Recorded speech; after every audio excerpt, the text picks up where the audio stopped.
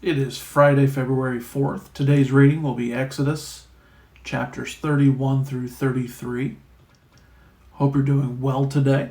If you'll excuse my casualness today, I was just out in the shop making some charcuterie boards and some other stuff this evening, so didn't change. Sorry about that.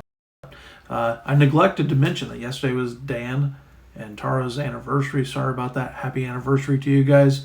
Some good stuff in these three chapters today. Let's go ahead and start with chapter 31. We're going to find here the spirit-filled craftsmen.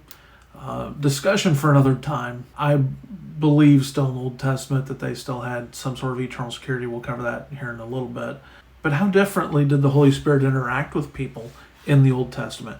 Jesus made it clear the Holy Spirit was with them and shall be in them, and the indwelling of the Holy Spirit didn't happen until after the resurrection.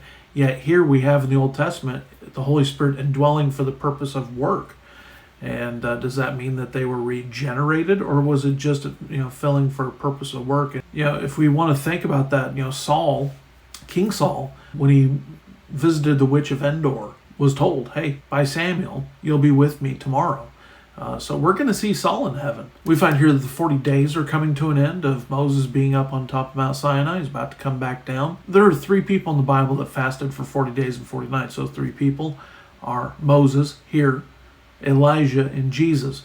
Then when we get to John and we get to the Transfiguration, you'll find that those are the three people there.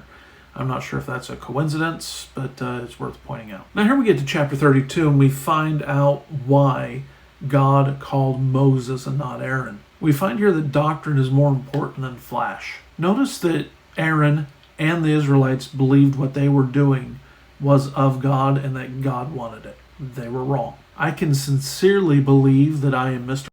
I can come in here with a red cardigan, change my shoes, and welcome you to my neighborhood. I can believe that with all my heart, but I would still be wrong. I'm not Mr. Rogers. Truth matters. Right worship matters. These guys were having a grand time. Man, they had a generous offering. A lot of gold was given, but God wasn't having any of it. So you can apply that to churches today any way you like. Worship style matters. It matters to God. Now, when Moses goes to God in prayer, he reminds him of his promises. God was about to destroy the Israelites, and Moses said, "Hey, wait a second. You have promised some things here that will be violated if you do that." Also, if you look there to verse 15, you'll notice that the law was written on both sides of the tablet, not just the front. So it probably didn't look much like the artist's depiction of what we see today. Also, notice here that Moses demonstrated anger. He threw something down. Imagine that happening today. Man, he'd be all over Twitter. He'd be all over Instagram, posting them up there and making fun of them. You threw the 10 Commandments. Yeah, probably called ungodly. Moses. But now notice here at the end of the chapter, Moses tries to bargain with his salvation. He says, "Hey, listen, if you're going to wipe them out, whatever, just blot me out of your book." And God says, "No, I'm not going to do it." Something I find funny through these chapters here is when God gets frustrated with the Israelites, he looks at Moses and says, "Hey, these people that you brought out of Egypt."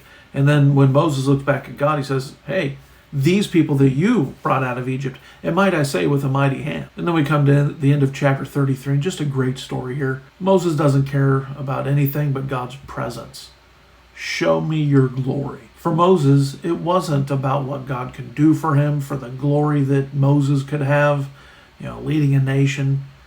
He just cared about knowing God and knowing his glory. May that be the way that we are. Of course, that's where we get the hymn, "He hideth my soul." Great hymn. Nothing else matters but God's presence. I hope you have a great Friday. We'll see you here tomorrow.